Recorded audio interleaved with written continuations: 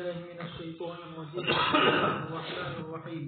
الله خالق كل شيء وهو على كل شيء وكيل له مقاليد السماوات والأرض والذين كفروا بآيات الله أولئك هم الخاسرون. قل أفغير الله تأمروني أعبد أيها الجاهلون ولقد أوحي إليك وإلى الذين من قبلك لئن أشركت ليحبطن عملك ولتكونن من الخاسرين بل الله فاعبد وكن من الشاكرين. اور اللہ ہی پیدا کرنے والا ہے ہر چیز کو اور وہ ہر چیز پر ذمہ دار ہے.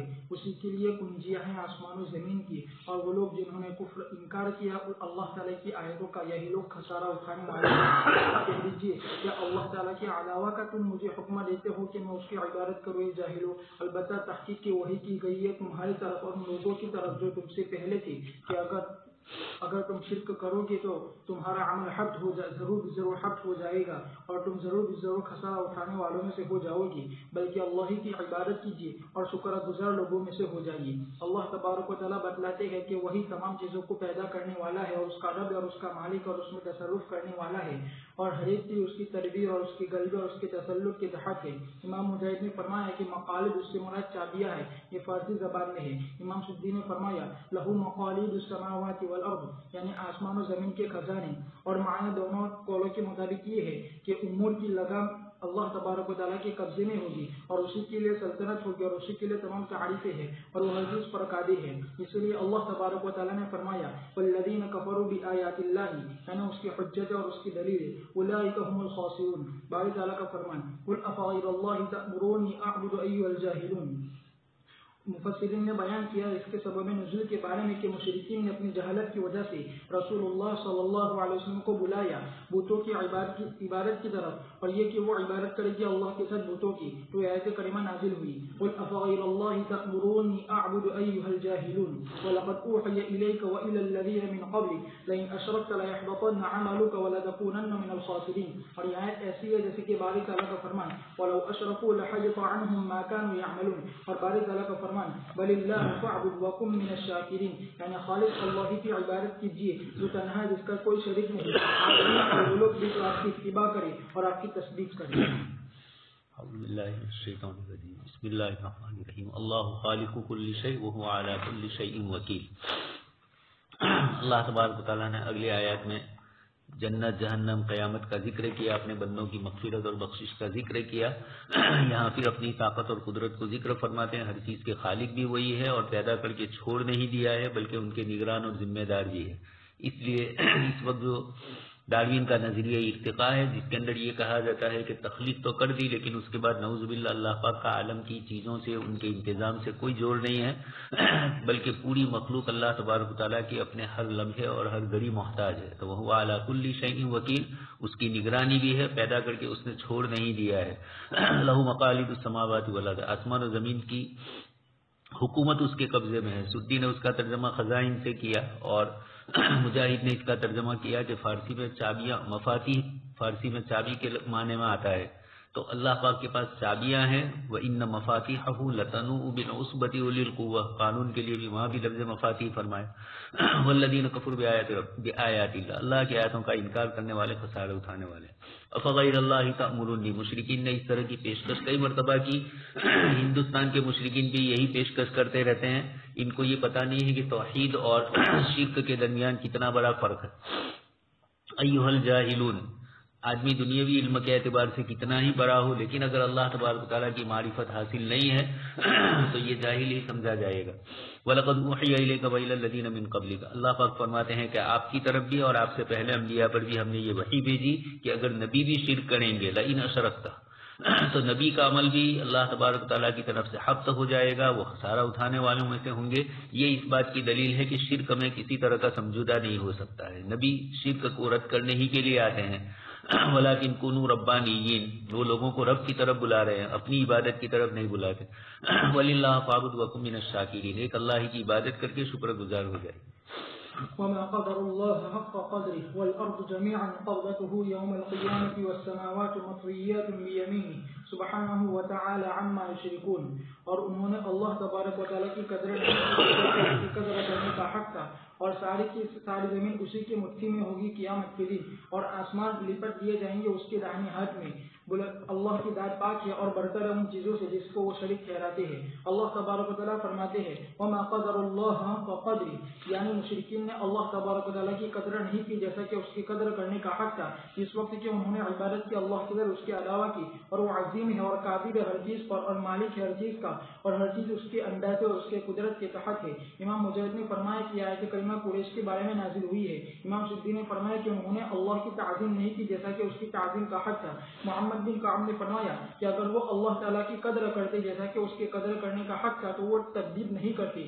ابن عباس رضی اللہ تعالیٰ عنہ نے فرمایا وما قدر اللہ حق قدری، یعنی وہ کفار ہے جو ایمان نہیں لائے اللہ تعالیٰ کی قدرت پر جو ان پر ہے، پس جو شخص ایمان لائے کہ اللہ تعالیٰ ہر چیز پر قادر ہے تو تحقیق کہ اس نے اللہ تعالیٰ کی قدر کو پہچانا جیسا کہ اس کی قدر کرنے کا حق ہے، اور جو شخص اس پر ایمان نہیں لایا تو اس نے اللہ تعالیٰ کی قدر نہیں کی جیسا کہ اس کی قدر کرنے کا حق ہے۔ اور تحقیق کے بہت سے احادیث وارد ہوئی ہے اس آیت کے متعلق، اس آیت کریمہ کے متعلق، اور اس میں اور اس معنی میں طریق سلف کا مذہب ہے، وہ یہ ہے کہ اس کو گزر دینا ہے جیسا کہ وہ آیا ہے بغیر کیفیت اور تحریف کی۔ امام بخاری نے فرمایا باری تعالیٰ کا فرمان وما قدر اللہ حق قدری۔ ابن مسعود رضی اللہ تعالیٰ عنہ سے روایت ہے کہ یہودی علماء میں سے ایک عالم آیا رسول اللہ صلی اللہ علیہ وسلم کے پاس، پھر اس نے کہا محمد بلا شبہ ہم پاتے ہیں کہ اللہ تبارک و تعالیٰ آسمان کو ایک انگلی پر اٹھا لیں گے، اور زمین کو ایک انگلی پر، اور درختوں کو ایک انگلی پر، اور پانی اور گیلی مٹی کو ایک انگلی پر، اور ساری مخلوق کو ایک انگلی پر، پھر وہ کہے گا کہ میں ہی بادشاہ ہوں۔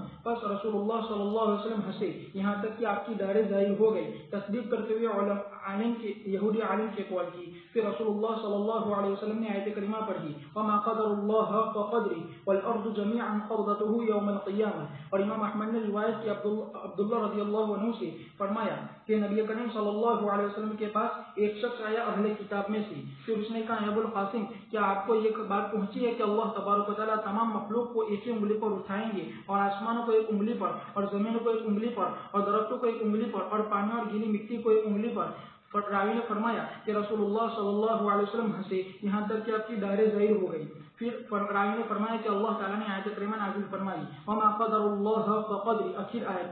ابو ہریرہ رضی اللہ تعالیٰ عنہ سے روایت ہے کہ میں نے رسول اللہ صلی اللہ علیہ وسلم کو فرماتے ہوئے سنا کہ اللہ تعالیٰ زمین کو مٹھی میں لے لیں گے اور آسمان کو لپٹ لیں گے اپنے داہنے ہاتھ سے، پھر فرمائے گا کہ میں ہی بادشاہ ہوں، کہاں ہے زمین کے بادشاہ؟ ابن عمر رضی اللہ تعالیٰ عنہما سے روایت ہے کہ رسول اللہ صلی اللہ علیہ وسلم نے ایک دن یہ آیت کریمہ پڑھی منبر پر وما قدر اللہ حق قدری والارض جميعا قبضته يوم القیامة والسماوات مطویات بیمینہ سبحانہ وتعالی عما یشرکون۔ اور رسول اللہ صلی اللہ علیہ وسلم فرما رہے تھے اسی طرح، اور اپنے ہاتھ کو آگے پیچھے حرکت دے رہے تھے، یعنی یہ کہ فرما رہے تھے کہ اللہ تبارک و تعالیٰ اپنے آپ کی بزرگی بیان کرے گا کہ میں جبار ہوں، میں متکبر ہوں، میں بادشاہ ہوں، میں غالب ہوں، میں کریم ہوں۔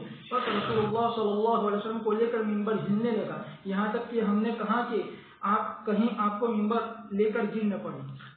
وما قدر اللہ حق قدری، آیت کریمہ میں اللہ پاک فرماتے ہیں کہ اللہ کی قدر کا جیسا حق ہے بندوں نے اس کو نہیں ادا کیا۔ اللہ پاک کی ذات اور صفات کے اعتبار سے وہ منفرد ہے، ذات کے اعتبار سے تو مسلمان بھی ایک تو مانتے ہی ہیں، لیکن صفات میں مسلمانوں کی طرف سے بھی گڑبڑ ہو جاتی ہے، جیسے قدریہ اللہ کی تقدیر کا انکار کرنے والے۔ ابن عباس رضی اللہ تعالیٰ عنہما نے وما قدر اللہ سے اسی کی طرف اشارہ کیا، عظمت اور اس کی صفات کا جو استحضار ہونا چاہیے، اور اس کے ساتھ دوسروں کو کسی صفت میں بھی شریک نہیں کرنا چاہیے، ذات میں بھی نہیں اور صفات میں بھی نہیں اور حق میں بھی نہیں۔ جو حق اللہ کا ہے وہ مخلوق کو نہیں دیا جا سکتا، یہ تین چیزیں توحید کے لیے ضروری ہے۔ تو وما قدر اللہ حق قدری، اللہ کا خود فرماتے ہیں۔ حضرت مولانا ابرار صاحب رحمۃ اللہ علیہ فرماتے تھے کہ جب آدمی پریشان ہو جائے اور لوگوں کی طرف سے اذیت پہنچے تو اس آیت کو یاد رکھے کہ جب بندوں نے اللہ کا حق ادا نہیں کیا تو بندوں کا حق کیا ادا کریں گے۔ والارض جميعا قبضته یوم القیامہ، تو ایک تو یہ کہ اللہ تبارک تعالیٰ مکمل تمام چیزوں پر قادر ہے، اس کی تمام صفات کے ساتھ ان صفات کا مومنین کو استحضار کرنا ضروری ہے، تو ہی اللہ پاک کی قدردانی ہوگی۔ اور دوسرا اس کے بعد والارض جميعا قبضته یوم القیامہ، زمین اس کی مٹھی میں ہوگی، آسمان و زمین اس کے داہنے ہاتھ سے لپیٹے ہوں گے، تو قبضته اور بیمینہ یہ متشابہات میں سے ہے۔ اتنا ہی سمجھ لیا جائے انسان کے جسم کے لیے جیسے قبضے کی بنیاد پر انسان کسی چیز کو مضبوطی سے تھامتا ہے، اور بھی یمینی کلتا یدی الرحمن یمینان، اللہ کے دونوں ہاتھ یمین ہی ہے، تو یمین میں قوت اور طاقت ہوتی ہے داہنے ہاتھ میں، اس لیے اس سے اشارہ اس طرف ہوتا ہے. آسمان و زمین کو لپیٹ دیا جائے گا، اذا الشمس کوورت وغیرہ. والارض جمیعا، پوری کی پوری زمین اللہ پاک کی مٹھی میں ہوگی. اب اس کے کیا مفاہیم ہے؟ اللہ پاک کی قدرت اور طاقت کی طرف استحضار ہے. نعوذ باللہ، اللہ پاک کے لیے قبضہ انسانی قبضے کی طرح نہیں ہوگا. اس لیے فرمایا العرش معلوم، استواء العرش کی صفت اللہ پاک کی صفت کے سلسلے میں الاستواء معلوم والکیف مجہول والسؤال عنہ بدعہ. امام مالک رحمۃ اللہ علیہ نے یہی فرمایا کہ اس قسم کے کلمات کے اندر اس کے لفظ کے ظاہر کے اوپر ایمان لانا ضروری ہے. اس سلسلے میں سوال کرنا اور تشبیہات انسانوں کے ساتھ خدا کو دینا یہ نہیں ہے. اس لیے ان آیات کے سلسلے میں مختلف روایتیں بھی پیش کی اور اسی کو فرمایا وہو امرارها کما جاءت من غیر تکییف ولا تحریف.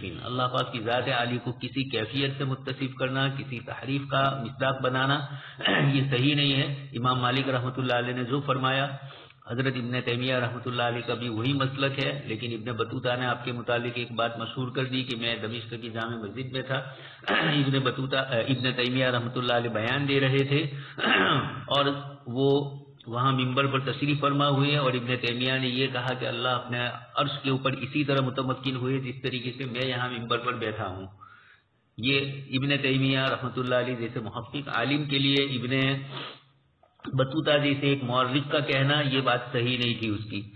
بہت ساری باتیں شیخ سعدی فرماتے ہیں جہاں دیدہ گویت دروغ بسیار دروغ، جو دنیا دیکھا ہوا ہوتا ہے وہ جھوٹ بھی بہت تھوکتا ہے. تو ابن بطوطہ نے بھی اس طریقے سے بہت سی چیزیں کی.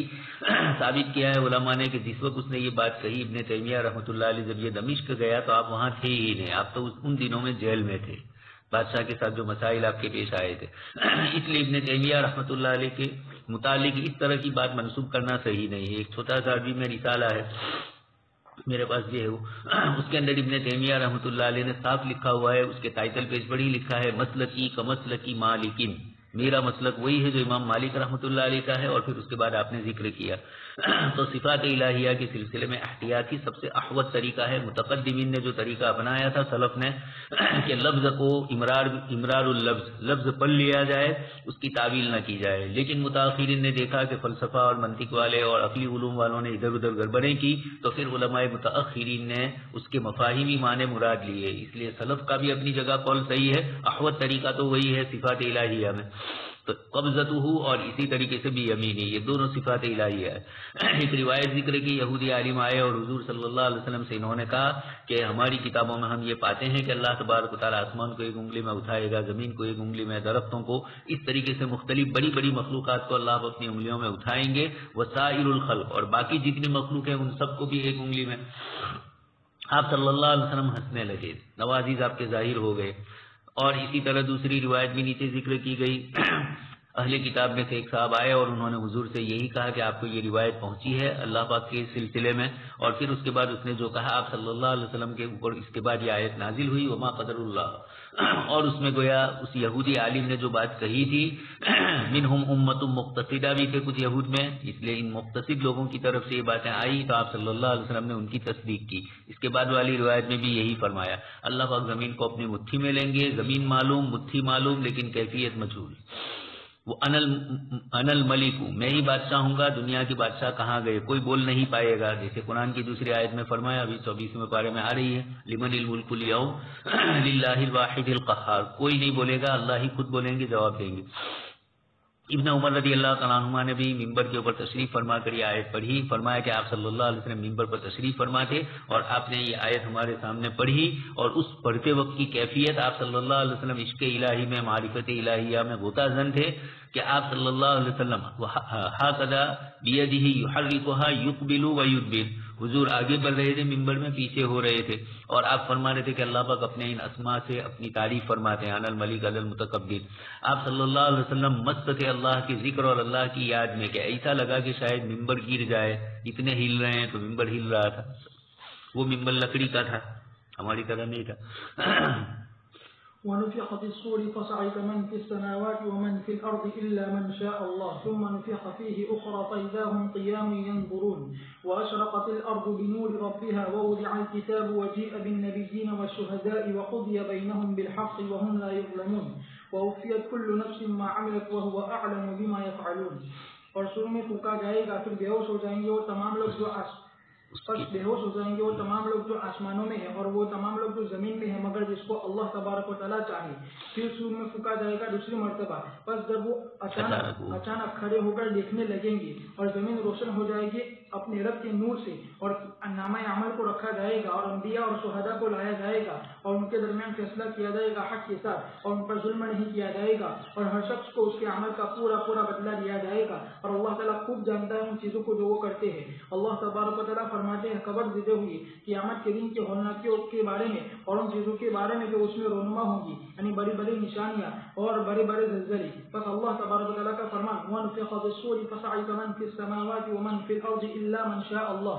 اس نفخے سے مراد نفخہ ثانیہ ہے اور یہ بے ہوشی کا نفخہ ہے، اور یہ وہی نفخہ ہے جس کے ذریعے سے تمام زندہ لوگ مر جائیں گے جو آسمانوں اور زمین میں ہے مگر جس کو اللہ تبارک و تعالیٰ چاہے، جیسا کہ اس کی صلاحیت اور اس کی تفسیر آئی ہے حدیث سور جو مشہور ہے کہ پھر باقی کی روحوں کو اللہ تبارک و تعالیٰ قبض کر لیں گے، یہاں تک کہ سب سے آخر میں جس کی روح قبض ہوگی وہ ملک الموت ہوں گے، اور حی القیوم کی ذات باقی رہے گی جو پہلے سے تھی، اور وہی اب میں باقی رہے گی دائمی اور ہمیشہ کے طور پر۔ فرمائے اور اللہ تعالیٰ فرمائیں گے لمن الملک اليوم، 3 مرتبہ، پھر اپنے آپ کو بتا دے کو جواب دیں گے، بس کہیں گے للہ الواحد القہار، یعنی میں ہی تنہا ہوں اور تحقیق کہ میں نے ہر چیز کو مغلوب کر دیا اور میں نے ہی ہر چیز کو فنا ہونے کا حکم دیا۔ پھر سب سے پہلے جس کو زندہ کریں گے وہ اسرائیل علیہ السلام کو زندہ کریں گے اور ان کو حکم دیں گے کہ سور میں دوبارہ پھونکے، اور یہ نفخہ ثالثہ ہوگا، یعنی دوبارہ زندہ ہونے کا نفخہ۔ اللہ تبارک و تعالیٰ نے فرمایا ثم نفخ فیہ اخری فاذا هم قیام ينظرون، یعنی وہ لوگ زندہ ہوں گے بعد اس کے کہ وہ ہڈیاں اور چورا ہو گئے تھے، وہ زندہ ہو جائیں گے اور دیکھنے لگیں گے قیامت کے دن کے ہولناکیوں کی طرف، جیسا کہ اللہ تعالیٰ نے فرمایا فإنما هي زجرة واحدة فإذا هم بالساهرة، اور اللہ تعالیٰ نے فرمایا ثم إذا دعاكم دعوة من الأرض إذا أنتم تخرجون۔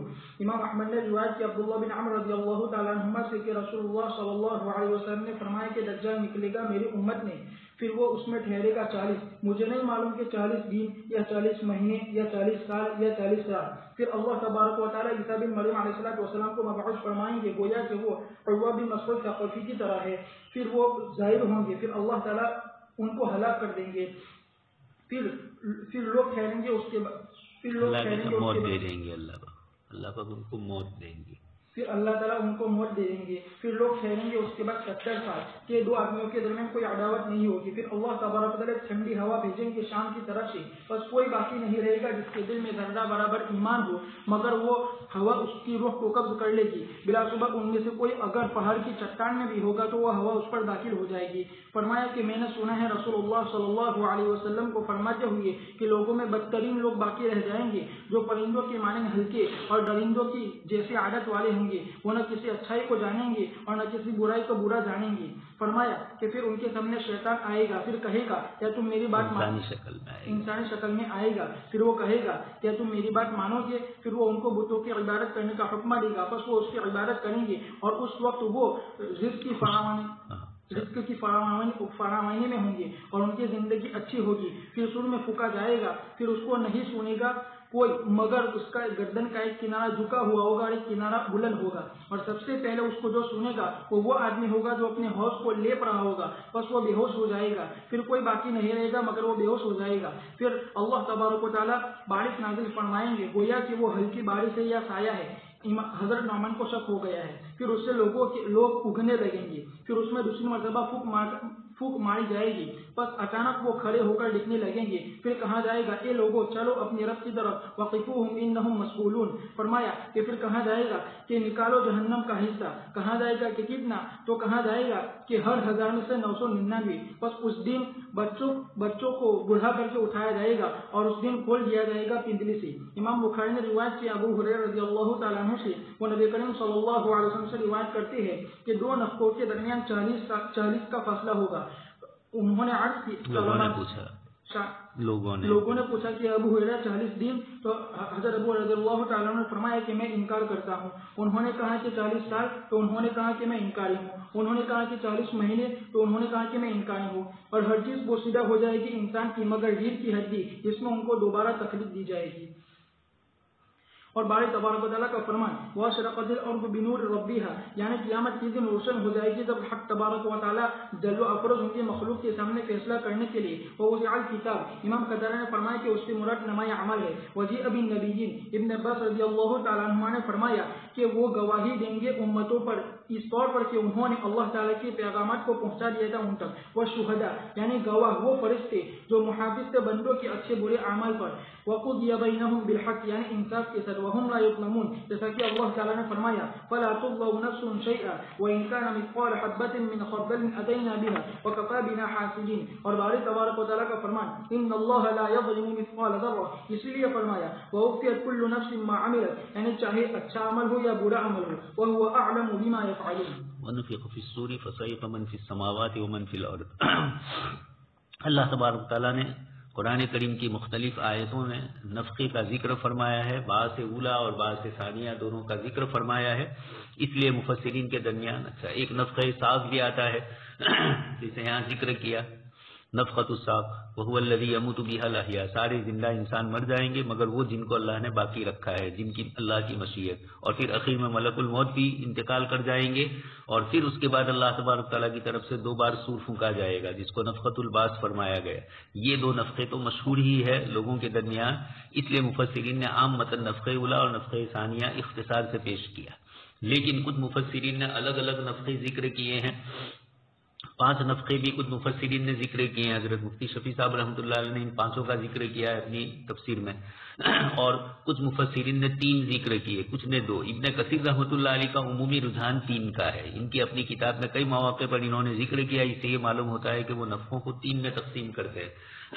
تو پہلے بندوں کے اوپر جو حالات طاری ہوں گے اس کو بھی نفخے سے تعبیر کیا قیامت کے قائم ہونے سے پہلے، اور پھر اس کے بعد جو حالات آئیں گے لوگوں کے اوپر، لوگ پریشان ہوں گے، انسان اور جنات اور انسان اور دوسری جو مخلوق ہے شیر وغیرہ، یہ سب حشرت قرآن نے جس کو ذکر کیا آخری پاروں کے اندر وَإِذَا الْبِحَارُ سُجِّرَتْ وَإِذَا النُّفُوسُ زُوِّجَتْ، وہیں کہ جانور بھی اس طریقے سے ایک دوسرے کے ساتھ انسان اور جانور خلط ملط ہو جائیں گے. اس نفخے کی اللہ پاک کی طرف سے آنے والے حالات کی ہولناکی کی وجہ سے ہر ایک اپنے اپنے عالم میں پڑا ہوا ہوگا. تو فَصَعِقَ مَن فِي السَّمَاوَاتِ، یہاں تو اس کا ذکر ہے جو نفخہ اولا کے موقع پر لوگوں کو اللہ پاک کی طرف سے بے ہوش کیا جائے گا، یعنی جن کو موت دے دی جائے گی. ثم نفخ فیہ اخری، پھر اس کے بعد اللہ پاک کی طرف سے ہوگی تو فَإِذَا هُمْ قِیَامٌ يَنظُرُونَ. نیچے روایت ذکر کی کہ جس طریقے سے بارش کی وجہ سے سبزہ اگتا ہے، اللہ تبارک تعالیٰ انسانوں کو اس طریقے سے اگائیں گے. ہلکی سی بارش ہوگی اور جیسے بارش سے دوسری چیزیں اگتی ہے، اللہ تبارک تعالیٰ یہاں انسانوں کو زندہ کریں گے. اسی کو فرمایا احیا بعد ما کانوا عظاما و رفاتا. یہ لوگ اپنے اپنے اعتبار سے ہڈیاں اور پورا جسم انسانی ڈھانچہ بن جائے گا. عظم الضم حدیث شریف میں جو ذکر فرمایا ریڑھ کی ہڈی کا بھی باریک اور لطیف حصہ، اللہ تبارک تعالیٰ کو اس کی بھی ضرورت نہیں ہے. پہلی تخلیق میں کہاں یہ چیز تھی، لیکن اللہ تبارک تعالیٰ بطور علامت اور نشانی کے بتلاتے ہیں کہ تم چاہے جلا دو، تم راکھ کر دو، کسی کو پانی میں ڈبو دو، اللہ تبارک تعالیٰ 2 بار جب زندہ کریں گے تو اللہ پاک کی طرف سے ایک معمولی سی چیز ہوگی جس کی بنیاد پر وہ 2 بار زندہ ہوگا. تو ڈی این اے کے ذریعے آج کل پوری دنیا اس چیز کو جانتی بھی ہے. اللہ پاک نے یہ ڈی این اے بھی باقی رکھے ہیں انسان کے معمولی، اور اسی کی بنیاد پر اللہ پاک محتاج نہیں ہے، مخلوق کو سمجھانے کے لیے بتلایا جا رہا ہے. وَأَشْرَقَتِ الْأَرْضُ بِنُورِ رَبِّهَا، زمین بھی روشن ہو جائے گی. نامہ اعمال، یہ حساب کا بالکل آخری منظر پیش کیا. نامہ اعمال سب لوگوں کے ایک دوسرے کو دے دیے جائیں گے، جن جن کے جس طریقے سے بھی ہوں گے، دائیں بائیں ورا ظہری. انبیاء کرام علیہ السلام اپنی امت کے مقابلے میں گواہیاں دینے کے لیے آئیں گے، جنہوں نے نبیوں کی نہیں سنی ہوگی یا کچی سنی ہوگی، آدھی سنی ہو. شہداء، فرشتے جو اعمال نامہ لکھ رہے ہیں وہ بھی گواہی کے لیے آئیں گے. اللہ پاک کی طرف سے فیصلہ ہوگا. وہم لا یظلمون، بندوں پر ظلم نہیں کیا جائے گا. وتری المجرمین یومئذ مقرنین فی الاصفاد، اور اسی طرح سورہ کہف کے اندر ذکر کیا ما لهذا الكتاب لا يغادر صغيرة ولا كبيرة الا احصاها ووجدوا ما عملوا حاضرا ولا يظلم ربك احدا. تمہارا پروردگار کسی پر ظلم نہیں کرے گا کہ گناہ نہ کیا ہو لکھ دیا جائے، یا کم کیا ہو اور زیادہ لکھے فرشتے، دونوں میں سے کوئی شکل نہیں ہوگی. وَوْفِيَتْ كُلُّ نَفْسٍ مَّا عَمِلَتْ، بندوں کی سارے اعمال پر اللہ پاک کی نگرانی ہے. ایک روایت ذکر کی ابو ہریرہ رضی اللہ تعالیٰ عنہ نے کہ 2 نفخوں کے درمیان کا فاصلہ 40 کا ہوگا. پہلی روایت میں عبداللہ ابن عمر رضی اللہ تعالیٰ عنہ کی روایت ہے اس کے اندر بھی یہی فرماتے ہیں کہ مجھے معلوم نہیں ہے، لیکن یہاں پتہ نہیں چلتا ہے کس نے کہا، حضور نے کہا یا حضرت ابو ہریرہ نے کہا، لیکن بعد والی روایت نے واضح کر دیا کہ آپ صلی اللہ علیہ وسلم جب فرماتے تھے تو صحابہ سوال زیادہ نہیں کرتے تھے، خاص کر کے ایسی باتیں جس پر حضور خود خاموش ہو گئے ہوں. لا تسألوا عن اشیاء ان تبد لکم تسؤکم، قرآن نے جب فرما دیا اس کے بعد سے صحابہ کرام اس قسم کی چیزوں سے ڈرتے تھے، اس لیے سوالات کے اندر وہ آپ صلی اللہ علیہ وسلم سے اس طرح کے سوالات نہیں کرتے تھے. اس لیے کبھی کوئی چیز رہ گئی پھر صحابہ کو پوچھا تو صحابی یہی کہیں گے کہ جتنا حضور نے فرمایا اتنا ہی ہم فرما رہے ہیں. وسيق الذين كفروا إلى جهنم زمرا حتى إذا جاءوها فتحت أبوابها وقال لهم خزنتها ألم يأتكم رسل منكم يتلون عليكم آيات ربكم وينذرونكم لقاء يومكم هذا قالوا بلى ولكن حقت كلمة العذاب على الكافرين قيل ادخلوا أبواب جهنم خالدين فيها فبئس مثوى المتكبرين. اور ہانکا جائے گا ان لوگوں کو جنہوں نے کفر کیا جہنم کی طرف گروہ در گروہ، یہاں تک کہ جب وہ آئیں گے جہنم کے پاس تو کھول لیے جائیں گے جہنم کے دروازے، اور ان سے جہنم کا داروغہ کہے گا کیا تمہارے پاس رسول نہیں آئے تمہیں میں سے جو تم پر اور تمہارے رب کے آیتوں کو تلاوت کرتے تھے اور تم کو ڈراتے تھے تمہارے اس دن کی ملاقات سے؟ وہ کہیں گے کیوں نہیں، لیکن عذاب کا کلمہ ثابت ہو گیا کافروں پر، اور کہا جائے گا کہ داخل ہو جاؤ جہنم کے دروازوں میں، اس میں ہمیشہ رہنے کے لیے، بس برا ٹھکانہ ہے متکبرین کا.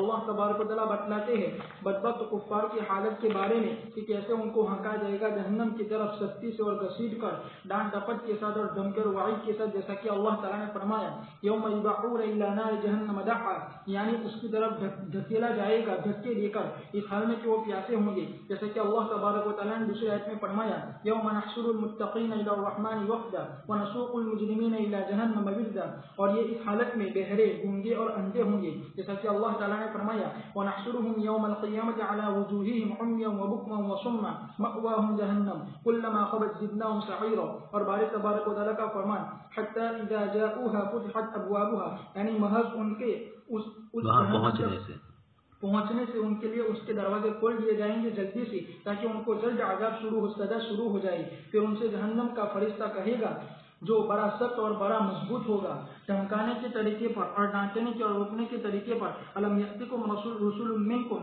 یعنی تمہاری جن سے کہ تم قدرت رکھتے تھے ان سے بات چیت کرنے کی اور ان سے رہنمائی حاصل کرنے کی، یتلون علیکم آیات ربکم، یعنی تم پر دلیلیں قائم کر دی اور حجتیں قائم کر دی اس بات کے صحیح ہونے پر جس کی انہوں نے تم کو دعوت دی، وینذرونکم لقاء یومکم ھذا، اور وہ تم کو ڈراتے تھے اس دن کی برائی سے، فیقول پس کفار ان سے کہیں گے بالا، یعنی تحقیق کہ وہ ہمارے پاس آئے اور ہم کو ڈرایا اور ہم پر حجت اور دلیلیں بھی قائم کی، ولکن حقت کلمۃ العذاب علی الکافرین، اور لیکن ہم نے ان کو جھٹلایا اور ہم نے ان کی خلاف ورزی کی اس وجہ سے کہ ہمارے لیے پہلے سے بدبختی لکھ دی گئی تھی، جیسا کہ اللہ تعالیٰ نے فرمایا کلما القی فیها فوج سألهم خزنتها الم یأتکم نذیر قالوا بلى قد جاءنا نذیر فكذبنا وقلنا ما نزل الله من شيء ان انتم الا في ضلال كبير. اور باری تعالیٰ کا فرمان قیل ادخلوا ابواب جہنم خالدین فیہا، اس قول کو منسوخ نہیں کیا کسی معین کہنے والے کی طرف، بلکہ اس کو مطلق رکھا تاکہ دلالت کرے اس بات پر کہ پوری دنیا گواہ ہے ان پر کہ وہ مستحق ہے اسی چیز کے جس میں وہ ہے کہ عادل اور باخبر ذات نے فیصلہ کیا ان پر اسی کے مطابق. اس لیے اللہ تبارک و تعالیٰ نے فرمایا قیل ادخلوا ابواب جہنم خالدین فیہا، یعنی اس میں ہمیشہ ہمیشہ رہنے کے لیے تمہارے لیے اس سے نکلنا نہیں ہوگا اور تمہارا اس سے کوئی چھٹکارا نہیں ہوگا. فبئس مثوى المتکبرین، یعنی بڑی بری لوٹنے کی جگہ ہے اور ٹھہرنے کی جگہ ہے تمہارے لیے تمہارے تکبر کرنے کی وجہ سے دنیا میں اور تمہارے انکار کرنے کی وجہ سے حق کی اتباع کرنے سے، بس بڑا برا حال اور برا انجام ہے. اگلی آیت کے ماتحت دجال والی روایت تفصیلی ذکر کی ہے جو 40 دن رہے گا. اس کے بعد فرمایا کہ حضرت عیسیٰ علیہ السلام رہیں گے اور آپ کو تشبیہ دی حضرت عروہ ابن مسعود کے ساتھ شکل ملتی جلتی ہوگی. پھر اس کے بعد حضرت عیسیٰ علیہ السلام کی دنیا سے رخصت ہونے کے بعد دنیا میں چند سالوں تک تو خیر برکت رہے گی. اس کے بعد ایمان والوں کے لیے ملک شام سے ہوا چلے گی اور سب کے سب انتقال کر جائیں گے. دوسری روایتوں میں ہے کہ ان کی بغل میں کچھ پھوڑا ہوگا اور اس کے بعد وہ انتقال کر جائیں گے. اس کے بعد فرمایا اگر وہ پہاڑ کی کسی اندرونی حصے میں ہوگا پھر کبھی بالکل نچلے حصے میں، وہاں پر بھی اللہ پاک کی طرف سے یہ ہوا پہنچے گی. شرار الناس باقی رہیں گے فی خفۃ الطیر، پرندوں جیسے اپنی خواہشات کے پوری کرنے والے، اور احلام السباع، درندوں کی طرح وہ کم عقل ہوں گے. درندوں میں عقل وہ نہیں ہوتی ہے جو ہونی چاہیے. انسان کو جو عقل دی ہے، لا یعرفون معروفا، اس کا نتیجہ یہ ہوگا کہ بلائی کو بلائی نہیں سمجھیں گے، برائی کو برائی نہیں سمجھیں گے۔ حضرت مولانا علی میاں صاحب نے سورہ کہف کی تفسیر کرتے ہوئے فی خفۃ الطیر اور احلام السباع فرمایا کہ عصر حاضر کے یہ لوگ اسی قسم کے ہیں، پرندوں جیسے ہلکے پھلکے بھی ہے، پرندے دیکھ رہے ہیں ہمارے گھروں میں ہو تو بھی اپنی شہوت پوری کر لیتے ہیں ایک دوسرے کے ساتھ، تو یہ بے شرمی اور بے حیائی دنیا آج اسی کی طرف پہنچی ہے۔ اور احلام السباع فار کھانے والے درندے ہی ہیں، امریکہ ہے، اسرائیل ہے، انسانیت کے اوپر جو ظلم اور زیادتیاں روس کی طرف سے ہوئی، انگلینڈ نے برسوں تک ظلم کیا دنیا پر، یہ سب کے سب احلام السباع ہی میں شریک ہے۔ کوئی بلائی کو بلائی نہیں سمجھتے، برائی کو برائی نہیں سمجھتے۔ اس کے بعد ایک آدمی سب سے پہلے جس کی روح قبض ہوگی، بڑے آرام سے لوگ ہوں گے، اس لیے کہ ایمان والے تو دنیا سے رخصت ہو گئے ہوں گے، اور پھر وہ لیپ رہا ہوگا اور اچانک اپنے ہوش کو ٹھیک کر رہا ہوگا اور اللہ پاک کی طرف سے نفخ صاعق آئے گا۔ وسیق الذین کفروا الی جہنم زمرا، اللہ تبارک تعالیٰ فرماتے ہیں جہنم کی طرف گروہ در گروہ، زمرہ کے لفظ ہی سے سورت کا نام بھی زمر رکھا گیا۔ وسیق الذین کفروا، ان کو کھینچ کر لایا جائے گا، حتی اذا جاؤوها فتحت ابوابها، جہنم کے دروازے کھول دیے جائیں گے، اسی کو نیچے لکھا کہ صرف ان کے پہنچنے سے ہی دروازے وہاں کھل جائیں گے۔ اور وقال لهم خزنتها، لیکن پہلے سے کھلے ہوئے ہونا یہ آگے آ رہا ہے ایمان والوں کے لیے، وفتحت واو وہاں حال کے لیے۔ الم یاتکم رسول، فرشتے یہ بھی کہیں گے، فرشتے ایک نہیں ہوں گے، کئی فرشتے ہوں گے جہنم کے داروں کے، اور وہ کہیں گے کہ تمہارے پاس تمہارے نبیوں نے قرآن کریم کی آیتیں اور تمہارے نبیوں پر جو کتابیں نازل ہوئی وہ لے کر وہ نہیں آئے تھے اور ڈرایا نہیں تھا۔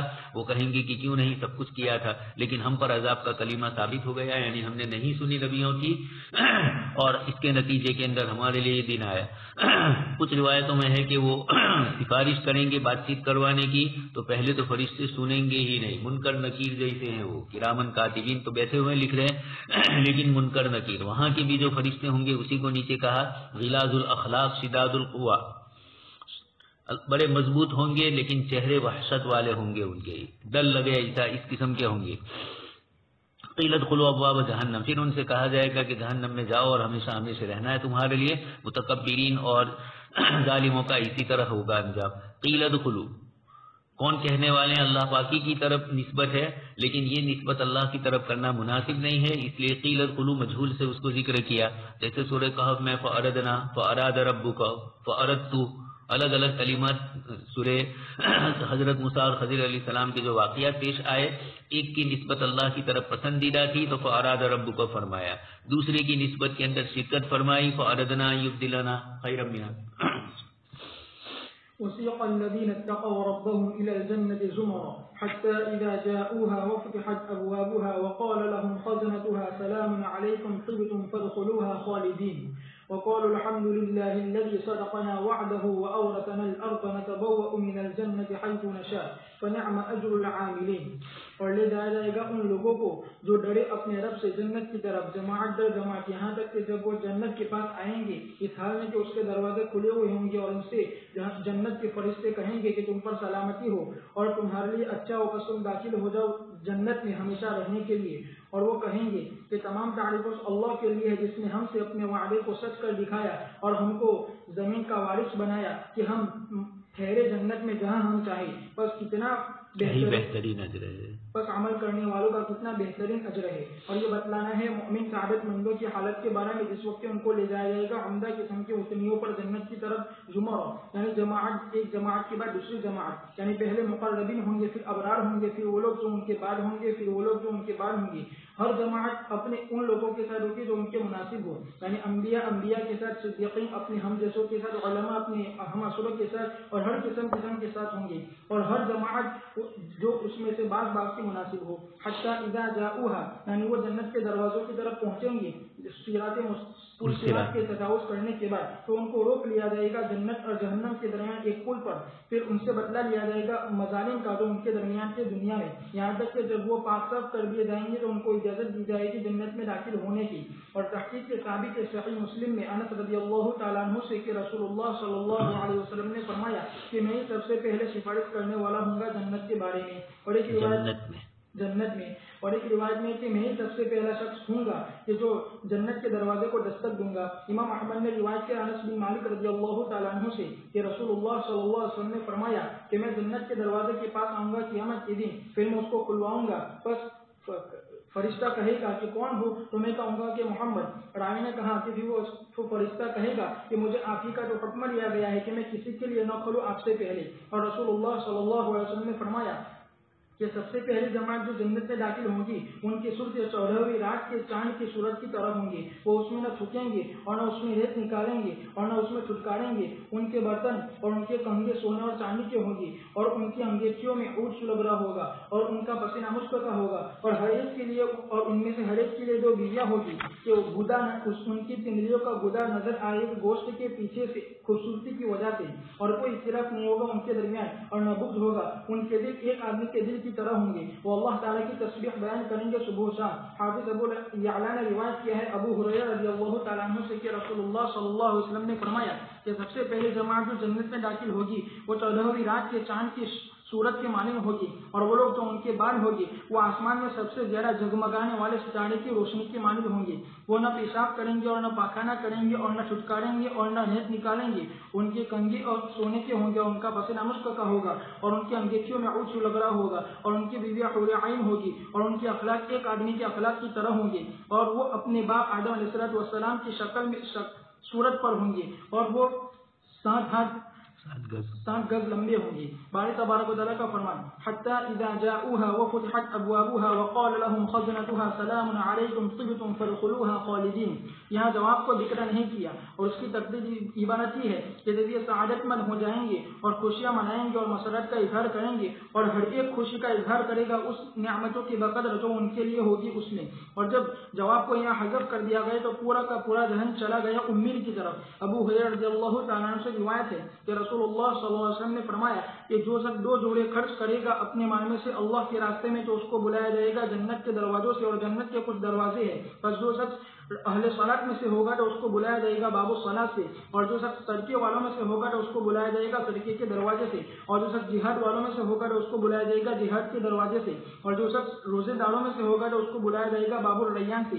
پس تو ابو بکر رضی اللہ تعالیٰ عنہ نے عرض کیا اللہ کے رسول کسی کو ضرورت نہیں پڑے گی جس کو بلایا جائے گا چاہے جون سے بھی دروازے سے بلایا جائے، کیا کوئی شخص ایسا ہوگا جس کو بلایا جائے گا تمام دروازوں سے اللہ کے رسول؟ تو رسول اللہ صلی اللہ علیہ وسلم نے فرمایا کہ جی ہاں، اور میں امید کرتا ہوں کہ تم انہی میں سے ہوں گے۔ صحیح مسلم میں عمر بن خطاب رضی اللہ تعالیٰ عنہ سے روایت ہے کہ رسول اللہ صلی اللہ علیہ وسلم نے فرمایا کہ تم میں سے کوئی نہیں ہے جو وضو کرے پھر مبالغہ کرے یا اچھی طرح وضو کرے پھر وہ یہ دعا پڑھے اشہد ان لا الہ الا اللہ وان محمدا عبدہ ورسولہ، مگر اس کے لیے جنت کے 8 دروازے کھول دیے جائیں گے، وہ داخل ہوگا جس دروازے سے وہ چاہے۔ معاذ رضی اللہ تعالیٰ عنہ سے روایت ہے کہ رسول اللہ صلی اللہ علیہ وسلم نے فرمایا کہ جنت کی کنجی لا الہ الا اللہ ہے۔ وصف الذین اتقوا ربهم من الجنۃ زمرا۔ اللہ پاک نے عمومی طور پر جب جہنمیوں کا ذکر کرتے ہیں تو جنت والوں کا، یا جنت والوں کا پہلے کرتے ہیں تو اس کے بعد جہنم والوں کا بھی ذکر کرتے ہیں، تاکہ لوگوں کے سامنے دونوں چیزیں بالکل صاف اور واضح ہو جائے۔ یہاں جہنمیوں کا ذکر کیا تو اب اس طرف جنت والوں کا ذکر کیا۔ جماعت در جماعت جہنم میں جیسے ایک اپنے ملتے جلتے کے ساتھ جائیں گے، تو جنت کے اندر بھی جانے والی جماعتیں ایک دوسرے کے ساتھ اعمال میں متفق ہوگی۔ اسی کو فرمایا انبیاء کے ساتھ، صدیقین، علماء، ہر ایک اپنے اپنے اعمال والوں کے ساتھ جو جس عمل کے اندر شریک ہوں گے دنیا کے اندر، اس عمل کے اندر وہاں بھی ان کو جنت میں شریک کیا جائے گا جمع کرنے میں۔ حتی اذا جاؤها وفتحت ابوابها، ان کی تشریف آوری سے پہلے جنت کے دروازے، اس کی رونقیں، اس کے ساری تزئین کر لی جائے گی اور ان کے لیے دروازے کھول دیے جائیں گے۔ وہاں جہنم کے داروغہ ان کے اوپر عجیب سوال کریں گے، جبکہ یہاں سلامتی ہوگی۔ سلام علیکم طبتم، تم نے جو دنیا کی زندگی گزاری اس پر ہم تمہیں سلام کرتے ہیں، خوش آمدید کہتے ہیں۔ فادخلوها خالدین، اس میں داخل ہو جائیے اور کبھی نکلنا نہیں۔ خالدین میں اشارہ کر دیا، دنیا میں تو کوئی کسی جگہ لے جائے لیکن کب نکال لے کوئی ٹھکانہ نہیں۔ وقالوا الحمدللہ الذی صدقنا۔ نیچے ذکر کی روایت کہ آپ صلی اللہ علیہ وسلم سب سے پہلے ہوں گے جنت کے دروازے پر اور آپ کھٹکھٹائیں گے، افتتاح آپ کے ساتھ آپ کی طرف سے ہوگا۔ پوچھا جائے گا کہ کون ہے، تو فرمایا کہ محمد، تو آپ ہی کے لیے مجھے حکم دیا گیا ہے۔ اور پھر اس کے بعد اول زمرۃ تلج الجنہ، ان کی شکلیں بتلائی. سب سے پہلے چودھویں کے چاند کی طرح چمکنے والے انبیاء اور ان سے ملتے جلتے. چاند میں بھی جو روشنی میں کمی زیادتی ہوتی ہے اعمال کے حساب سے، اس میں بھی پھر کمی زیادتی ہوگی. پھر جنتیوں کی صفات ذکر فرمائی، پیشاب پاخانہ نیٹ وغیرہ ان تمام چیزوں سے اللہ پاک کر دیں گے. اور وہاں کے جو برتن ہوں گے ان کی کنگیاں بھی سونے کی، برتن بھی سونے چاندی کے. دو جنتیں بتلایا، وَلِمَنْ خَافَ مَقَامَ رَبِّهِ جنتان اور وَمِن دُونِهِمَا جنتان، یہ فرق دونوں جنتوں کا ہوگا. ان کی عود جو خوشبو ان کی جو ہوگی وہ عود کی لکڑی کی ہوگی، یعنی عود اگر جس کو بولتے ہیں، اور وہ بھی شاندار قسم کی. اور جنت والا عود ہے، دنیا والا نہیں ہے. مشک سے چھڑکا جائے گا، اور مشک اور دوسری اس قسم کی عجیب و غریب دوسری نعمتیں ذکر کی گئی. اسی میں حور کا بھی ذکر فرمایا، پنڈلی کا گودا نظر آ جائے گا. اور آپس میں میاں بیوی کے درمیان، جنتیوں کے درمیان آپس میں کوئی اختلاف اور انتشار نہیں ہوگا. سب کے دل ایک ہوں گے، سب ایک ہی اللہ تبارک تعالیٰ کی تسبیح و تحمید میں دنیا میں جیسے مشغول تھے، وہاں بھی صبح اور شام کے اوقات میں اللہ پاک کی طرف سے جیسے بھی اوقات وہاں کے ہوں اس کے حساب سے. اول زمرتین سب سے پہلی جماعت جائے گی، اس روایت میں بھی اسی کی طرف اشارہ فرمایا. آدم علیہ السلام والی شکل سب کو دے دی جائے گی. اب 7 گز والے ماشاءاللہ لمبے اونچے ہوں گے سب لوگ. یوم تبدل الارض غیر الارض والسماوات، زمین بھی بدل لی جائے گی وہاں کی، وہاں کا آسمان بھی دوسرا ہوگا، تو وہاں کے انسان بھی دوسرے. حتی اذا جاؤها وفتحت ابوابها، جب یہ خوش ہوں گے جنت کے اندر جائیں گے، اللہ تبارک تعالیٰ نے اس کے بعد یہاں جواب تو ذکر نہیں کیا. حتی اذا جاؤها وفتحت ابوابها، کیا ہوگا؟ تو اس کا تقدیر عبارت بتلائی کہ جب یہ نیک بختی سعادت مندی میں خوشی اور مسرت کے ساتھ وہاں پہنچیں گے تو ہر ایک کو اپنے اپنے عمل کے مطابق جو دنیا میں کیے تھے اللہ پاک کی طرف سے نعمتوں سے نوازا جائے گا. اس لیے کن کن نعمتوں سے نوازا جائے گا اس کو ذکر نہیں کیا. اس لیے فرماتے ہیں کہ آدمی ہر طرف کی، ہر ذہن میں، اپنے ذہن میں ہر چیز کو جو بھی لے آئے اللہ تبارک تعالیٰ نے عام کر دیا، تاکہ جنتی سوچ و فکر کے اندر ایک محدود شکل میں نہ سمجھے اپنے کو، بلکہ یہ سمجھ لے کہ اللہ پاک کی طرف سے نعمتیں مجھے میں جیسی چاہوں گا ویسی ملے گی. وفیہا ما تشتہیہ الانفس من انفق زوجین. حدیث شریف میں ذکر فرمایا کہ 2 چیزیں ایک ساتھ جو آدمی خرچ کرے گا، مثلا کپڑا ہے تو اوپر نیچے کا کپڑا پورا جوڑا، اور اس طرح دوسری چیزوں کے اندر بھی، تو اللہ تبارک تعالیٰ کی طرف سے جنت میں اس کو بلایا جائے گا. اسی میں فرمایا جنت کے مختلف دروازے ہیں. امام راضی رحمۃ اللہ علیہ نے تفسیر میں ان دروازوں کے نام بھی لکھے، ان کے اعمال کو بھی ذکر کیا.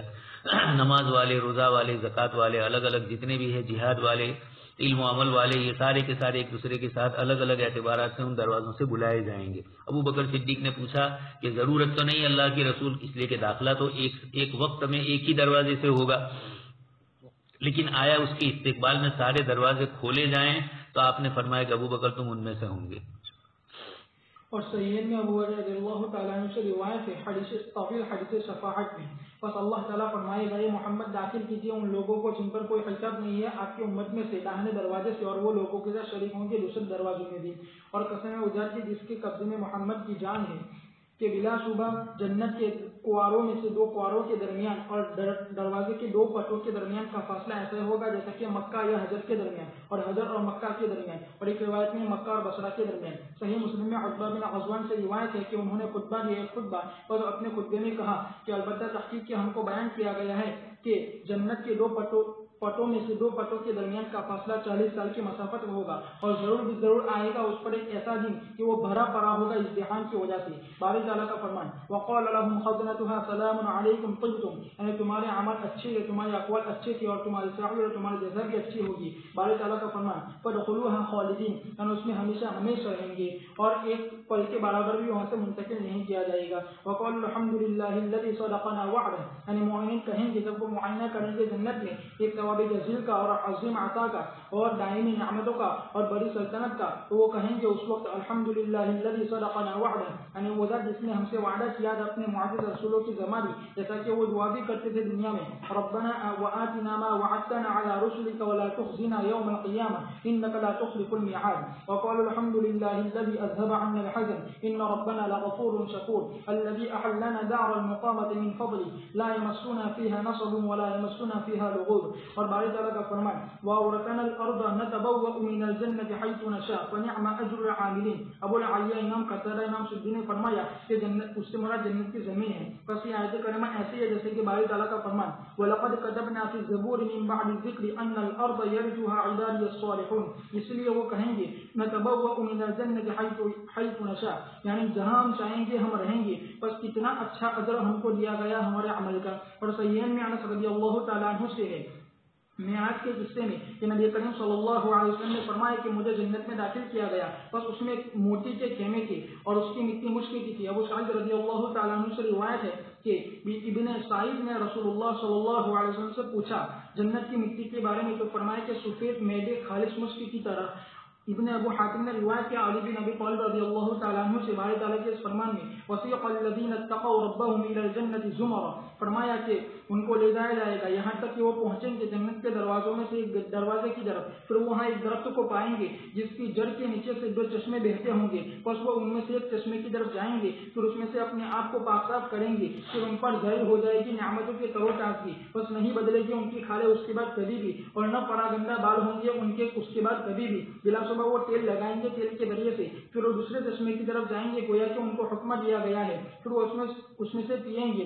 پھر وہ تمام چیزیں دور ہو جائے گی جو ان کے پیٹوں میں تھی یعنی گندگی. اور ان سے فرشتے ملاقات کریں گے جنت کے دروازوں پر سلام علیکم طبتم فادخلوها خالدین. اور ہر غلام اپنے صاحب سے ملاقات کرے گا اور وہ ان کے اس طرح گھومیں گے جیسے کہ رشتہ داروں کے بچے گھومتے ہیں جب وہ دور سے آئے اور بشارت سنائیں گے کہ تحقیق اللہ تعالیٰ نے تمہارے لیے اس طرح کی نعمتیں تیار کر رکھی ہے. تحقیق اللہ تعالیٰ نے تمہارے لیے اس طرح کی نعمتیں تیار کر رکھی ہے. راوی نے فرمایا کہ جنت کے غلاموں سے غلام آئے گا ان کی بیویوں کی طرف حور عین میں سے ان کی بیویوں کی طرف. پھر وہ کہے گا کہ یہ فلاں آدمی ہے جس کا نام دنیا میں یہ تھا. بس حوریں کہے گی کیا تم نے اس کو دیکھا ہے؟ تو وہ کہے گا جی ہاں. پھر ان کی خوشی ہلکی ہو جائے گی یہاں تک کہ وہ نکل پڑے گی جنت کے دروازے کی دہلیز کی طرف. راوی نے کہا کہ پھر وہ آدمی آئے گا بس اچانک وہاں تکیے سجائے ہوئے ہوں گے اور آبخورے رکھے ہوئے ہوں گے اور قالین بچھی ہوگی. راوی نے کہا کہ پھر وہ اس کی تعمیر کی بنیاد کی طرف دیکھے گا. قالین کے گدے بچھے ہوئے ہوں گے اور آبخورے رکھے ہوئے ہوں گے اور قالین بچھی ہوگی. راوی نے کہا کہ پھر وہ دیکھے گا اس کے تو اسی کا نماری کا تو تکیے ہے ذرا بھی مخصوص اور گدے بچھے ہوئے ہوں گے. اور کہا کہ پھر وہ دیکھے گا اس کی تعمیروں کی بنیاد کی طرف. بس وہ اس کی بنیاد رکھی گئی ہوگی موتیوں کی چٹان پر جس کے رنگ سرخ سبز زرد اور سفید ہوں گے اور ہر طرح کے رنگ ہوں گے. پھر وہ اپنی نگاہ کو اٹھائے گا اس کی چھت کی طرف. بس اگر اللہ تعالیٰ اس کو قدرت نہ دیتا برداشت کرنے کی تو اس کی بنا چلی جاتی اس لیے کہ وہ بجلی کی طرح ہوں گی. پھر وہ دیکھے گا اپنی بیویوں کی طرف حور عین میں سے. پھر وہ ایک لگائے گا اس کے تختوں میں سے کسی ایک تخت کی طرف. پھر وہ کہے گا الحمدللہ الذی ہدانا لہذا وما كنا لنهتدی لولا ان هدانا اللہ. حدیث صفات مشہور ہے. اسی کی طرف ابو ہریرہ رضی اللہ تعالیٰ عنہ کی اس روایت میں فرمایا اللہ تبارک تعالیٰ کی طرف سے آپ صلی اللہ علیہ وسلم کو حکم ہوگا کہ جنت میں سے آپ نکالیے کچھ لوگوں کو لا حساب علیہ من امتی ان پر کوئی حساب نہیں ہوگا داہنے دروازے سے. اور وہ دوسرے دروازوں میں بھی لوگوں کے شریک ہے یعنی دوسرے دروازوں سے نکلنا چاہے تو نکل سکتے ہیں لیکن جس دروازے میں وہ نکلیں گے اور دوسروں کو اجازت نہیں ہوگی. آگے اس کے بعد آپ صلی اللہ علیہ وسلم نے فرمایا کہ جنت کے 2 دروازوں کے دو کے بیچ کا جو فاصلہ ہے یہ اتنا لمبا ہے جس طریقے سے مکہ اور بصرہ یا مکہ اور ہجر کے درمیان. اور ہجر یہ لفظ ہے اور کئی الگ الگ علاقوں کے لیے جگہ جو ہے ان کے لیے ہجر کہا گیا. قلال ہجر قلتین والا جو مسئلہ آتا ہے اس کے اندر ہجر کی وہاں کی مکے مشہور ہے تو قلال ہجر وہاں اس کو کہا گیا. تو مکہ مکرمہ اور ہجر کے درمیان اور ہجر سے مراد مکہ ہی کا جو ہجر مکہ کے نام سے مشہور ہے ان دونوں کے درمیان. یا دوسری روایت میں راوی فرماتے ہیں کہ مکہ اور بصرہ کے درمیان. بصرہ شہر تو ابھی آباد ہی نہیں تھا شام کا جو شہر بصرہ تھا اس کی طرف اشارہ ہے. آپ صلی اللہ علیہ وسلم نے خطبہ دیا اس میں حضرت عتبہ ابن غزوان رضی اللہ تعالیٰ عنہ نے خطبہ دیا اس میں بھی انہوں نے جنت کے دروازوں کے متعلق ذکر فرمایا. اور جنت پر ایسا دن آئے گا قدید من الذهاب وہ بالکل چرچرا رہا ہوگا بھیڑ کی وجہ سے. وقال لهم خزنتها وہاں کے داروں کے جنت والوں کو کہیں گے کہ تمہارے اعمال کی بنیاد پر تم جنت میں رہو گے اور اب ہمیشہ ہمیشہ رہو گے. جب جنتیوں کو یہ وعدہ کیا جائے گا تو وہ خود بھی کہیں گے الحمدللہ الذی صدقنا وعدہ. قرآن اور حدیث کی زبانی ہمیں جو وعدے کیے گئے تھے ہم نے اللہ تبارک تعالیٰ نے ان وعدوں کو ہمارے ساتھ پورا فرمایا. الحمدللہ الذی اس موقع پر ان کی زبان سے جملہ نکلے گا. دوسری بھی دعائیں بتلائی ربنا آتنا, اور اسی طریقے سے وقال الحمدللہ. ان تمام دعاؤں کے اندر جنتی اپنے جنت کی نعمتوں کا ذکر کریں گے اور اللہ پاک نے ہمیں جنت میں وَأَوْرَثَنَا الْأَرْضَ نَتَبَوَّأُ مِنَ الْجَنَّةِ, جہاں بھی چاہیں ہم. الارض کا لفظ آیا, اس پر ابن کثیر رحمۃ اللہ علیہ, ابو العالیہ, قتادہ اور سدی کے حوالے سے کہتے ہیں کہ یہاں پر ارض کا لفظ ہے لیکن مراد اس سے جنت کی زمین ہے, اس لیے کہ گفتگو وہاں کی ہے. جیسے وَلَقَدْ كَتَبْنَا فِي الزَّبُورِ مِن بَعْدِ الذِّكْرِ أَنَّ الْأَرْضَ يَرِثُهَا میں ارض کا لفظ آیا, اس میں بھی مفسرین کے دو قول ہے. ایک تو دنیا, اللہ تبارک تعالیٰ نے نیک اور صالح بندوں کے لیے دنیا کی حکومتیں عطا فرمانے کا وعدہ کیا. الذین مکناہم فی الارض, صحابہ کرام کے لیے وعد اللہ الذین آمنوا وعملوا الصالحات لَيَسْتَخْلِفَنَّهُمْ فی الارض. تو یہاں الارض آیا, الارض سے دنیا بھی مراد ہو سکتی ہے اور جنت بھی. اوپر والی آیت میں وَأَوْرَثَنَا الْأَرْضَ نَتَبَوَّأُ مِنَ الْجَنَّةِ, وہ تو صاف جنت ہے, اس لیے وہ ارض سے مراد جنت ہے. لیکن اس قصے میں وَلَقَدْ كَتَبْنَا فِي الزَّبُورِ میں بھی اور دوسری آیت جو میں نے پڑھی ان دونوں کے اندر ارض کے لفظ سے مراد دنیا ہے. اللہ تبارک تعالیٰ دنیا میں بھی نیک اور صالح بندوں کو حکومت عطا فرماتے ہیں. نَتَبَوَّأُ مِنَ الْجَنَّةِ حَيْثُ نَشَاءُ, جنت میں جہاں چاہیں گے. اس کی مٹی اور اس کی خوشبوئیں اور اس کے موتی وغیرہ ان سب کا ذکر بار بار قرآن کریم نے ذکر فرمایا. ابن سیاد نے یا ابن سعید نے, ایک ہی شخص کے دو نام ہیں. ابن سعید نے جب آپ صلی اللہ علیہ وسلم سے پوچھا کہ جنت کی مٹی کیسی ہے تو آپ صلی اللہ علیہ وسلم نے فرمایا کہ سفید ہوگی خالص مشک کی طرح اور میدے جیسی چکنی ہوگی. میدا بھی یہ گیہوں ہی کا آٹا ہوتا ہے لیکن اس کو زیادہ پیسا جاتا ہے تو پھر میدے کی شکل بن جاتی ہے. وسیق الذین اتقوا ربهم الى الجنہ, حضرت علی رضی اللہ تعالیٰ عنہ نے اس سلسلے میں یہی فرمایا کہ جنت کے دروازوں کی طرف یہ سب جائیں گے اور وہاں ایک درخت ہوگا تخرج من تحتہ ساقیہا عینان, اس کے نیچے سے دو چشمے بہتے ہوں گے اور جنتی وہاں جائیں گے اور ساری ظاہری جو جسمانی اندر کی چیزیں ہوگی باہر کی جو چیزیں ہوگی یہ سب صاف کر دیے جائیں گے اور پھر ان کو شاندار تیل لگایا جائے گا. ثم فإنما دہنوا بالدہان, بال بھی ان کے شاندار. اللہ تبارک و تعالیٰ ہی جانتے ہیں کس قسم کی ادب نعمتیں ہوگی. گویا ان کو حکم دیا جائے گا بس اس میں سے پیئیں گے, پیٹوں میں سے سب نکل جائے گا. سلام علیکم طبتم فادخلوها خالدین, جنت کے جو ان کے خدام ہوں گے غلمان ہوں گے وہ ان کے ارد گرد چکر لگائیں گے. ان کو دیکھ کر وہ خوشی محسوس کریں گے جیسے گھر کے افراد ایک دوسرے کو دیکھ کر خوشی محسوس کرتے ہیں.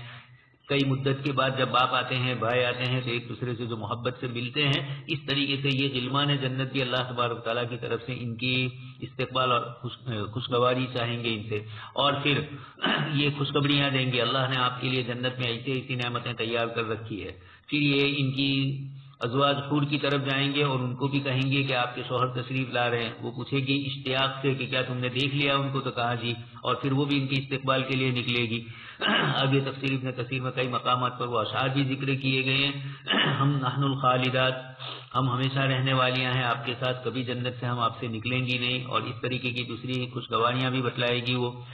فیضیو پیدا ہوا بنماری کا مصروفہ, چنانچہ جنت کے اندر جب جائیں گے تو حورے ان کے لیے سارے انتظامات کیے ہوئے ہوں گے. شاندار قسم کے تکیے گالی سے, گویا کہ فرنیچر بھی گھر کا شاندار سے شاندار ہوگا. بیٹھنے اٹھنے کی دنیا بھر کے اندر, دنیا میں لوگ نئی نئی چیزیں رات دن بناتے ہیں, اللہ تبارک تعالیٰ کی طرف سے جنت میں اس سے شاندار نعمتیں ہوگی.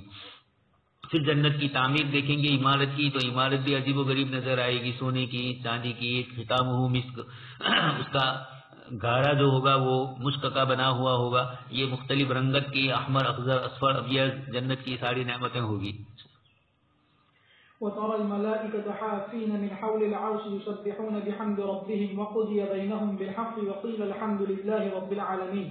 اور تم فرشتوں کو دیکھو گے کہ وہ حلقہ لگائے ہوں گے عرش کے ارد گرد, وہ تسبیح بیان کریں گے اپنے رب کے حمد کے ذریعے سے, اور ان کے لوگوں کے درمیان فیصلہ کر دیا جائے گا حق کے ساتھ, اور کہا جائے گا کہ تمام تعریف اللہ رب العالمین کے لیے ہی ہے. اللہ تبارک و تعالیٰ نے اپنے حکم سے جب اللہ تعالیٰ نے ذکر کیا اپنے حکم کے بارے میں، جنت اور جہنم والوں کے بارے میں، اور یہ کہ اللہ تعالیٰ نے اتار دیا ہر شخص کو اس جگہ میں جو اس کے مناسب تھی اور اس کے لائق تھی، اور وہ عادل انصاف کرنے والا ہے، ان تمام میں ظلم نہیں کرتا ہے، اور اللہ تعالیٰ نے تو خبر دی اپنے فرشتوں کے بارے میں، یہ کہ وہ گھیرا لگائے ہوئے ہوں گے عرش عظیم کے ارد گرد، وہ تسبیح بیان کرتے ہوں گے اپنے رب کی حمد کے ذریعے سے، اور وہ بزرگی بیان کرتے ہوں گے، اور وہ تعظیم بیان کرتے ہوں گے، اور وہ تقدیس بیان کرتے ہوں گے، اور وہ پاکی صافی بیان کرتے ہوں گے نقائص اور عیوب سے اور ظلم سے، اور تحقیق کے اللہ تعالیٰ فیصلہ کر دے گا اور حکم نافذ کر دے گا اور انصاف کے ساتھ فیصلہ کرے گا۔ اس لیے اللہ تبارک و تعالیٰ نے فرمایا وَقُضِیَ بَیْنَهُم، یعنی مخلوق کے درمیان بالحق، پھر فرمایا وَقِیلَ الْحَمْدُ لِلَّهِ رَبِّ الْعَالَمِينَ، یعنی پوری دنیا بولے گی، ان کے بولنے والے بھی اور جانور بھی، کہ اللہ رب العالمین کے لیے ہی تمام تعریفیں اس کے فیصلے میں اور اس کے انصاف میں۔ اس لیے قول کو منسوخ نہیں کیا کسی کہنے والے کی طرف، بلکہ اس کو مطلق رکھا۔ پس وہ دلالت کرتا ہے اس بات پر کہ تمام کی تمام مخلوقات اس بات کی گواہ ہے کہ تعریف اسی کے لیے ہے۔ امام قتادہ نے فرمایا کہ اللہ تعالیٰ نے تخلیق کی ابتدا بھی حمد کے ذریعے سے کی، جیسے کہ باری تعالیٰ کے اس فرمان میں الحمدللہ الذی خلق السماوات والارض، اور اختتام بھی حمد کے ذریعے سے کیا، جیسے باری تعالیٰ کے اس فرمان میں وقضی بینہم بالحق وقیل الحمدللہ رب العالمین۔ فرشتے عرش الہی کو تھامے ہوئے ہوں گے، اس کے ارد گرد چکر لگائیں گے، جیسے دنیا کے اندر کسی بڑے کے دروازے پر چکر لگائے جاتے ہیں۔ اللہ تبارک تعالیٰ کے دربار عالی میں اسی کا حق ہے، تو اس کے عرش کرسی وہی جانتے ہیں اپنے عرش اور کرسی کی کیفیات کو اور حقیقت کو۔ البتہ قرآن نے خود فرما دیا وسیع کرسیہ السماوات والارض، آسمان و زمین کو گھیرے ہوئے۔ بیان قرآن میں حضرت تھانوی رحمۃ اللہ علیہ نے ایک روایت ذکر کی ہے اور اس کے اندر فرمایا کہ جس طریقے سے ایک لوہے کا چھوٹا سا کرا پورے کھلے میدان میں ڈال دیا جائے اور اس اتنے بڑے میدان میں اتنے چھوٹے سے کڑے کی کوئی حیثیت نہیں ہے، فرماتی کہ اسی طریقے سے عرش اور کرسی کے مقابلے میں آسمان و زمین کی حیثیت ایسی ہے، پھر عرش اور کرسی کے درمیان میں بھی بہت بڑا فرق ہے۔ تو یہ یسبحون بحمد ربہم، عرش الہی کے ارد گرد تسبیح، تحمید، تمجید، یہ سب اسی کے ساتھ گنگناہٹ ہوگی اللہ تبارک تعالیٰ کی دربار عالی کی۔ دنیا کے بادشاہوں کی جھوٹی تعریفیں کی جاتی ہے، اللہ پاک کی سچی تعریف کی جائے گی۔ وقضی بینہم بالحق، فیصلہ اللہ ہی کی طرف سے ہوگا، لیکن نسبت چونکہ فیصلے کے اندر انصاف ہوگا اور انصاف کے اندر کسی پر ان کے ظلم کے مطابق ان کو سزا دی جائے گی، اس لیے نسبت قضی بینہم سے فرمائی۔ وقیل الحمدللہ رب العالمین۔ نیچے ذکر کیا کہ اللہ تبارک تعالیٰ نے مخلوق کی ابتدا فرمائی، اس کے لیے بھی ذکر فرمایا الحمدللہ الذی خلق السماوات والارض، اپنی مخلوق کی ابتدا فرمائی، اس میں بھی الحمد، ساری تعریفیں اسی اللہ کی جس نے مخلوق کو الگ الگ حیثیت سے وجود دیا۔ اور جب قیامت قائم ہوگی، دنیا کا نظام ختم ہوگا اور آخرت والا شروع ہوگا، وہاں پر بھی پھر وقیل الحمدللہ رب العالمین، حمد سراپا اللہ ہی کے لیے ہے، مخلوق کی ابتدا سے بھی اور مخلوق کی انتہا پر بھی۔